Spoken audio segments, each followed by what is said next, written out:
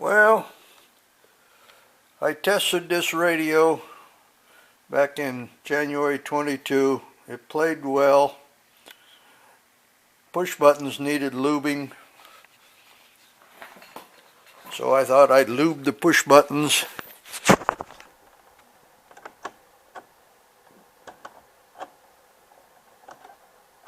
They work. The tuner works, but it needs a vibrator. I don't have one anymore, so I'm selling it without the vibrator. But it's a good solid radio. I don't think you'll have any problems sticking a vibrator in and getting it to work. That's it.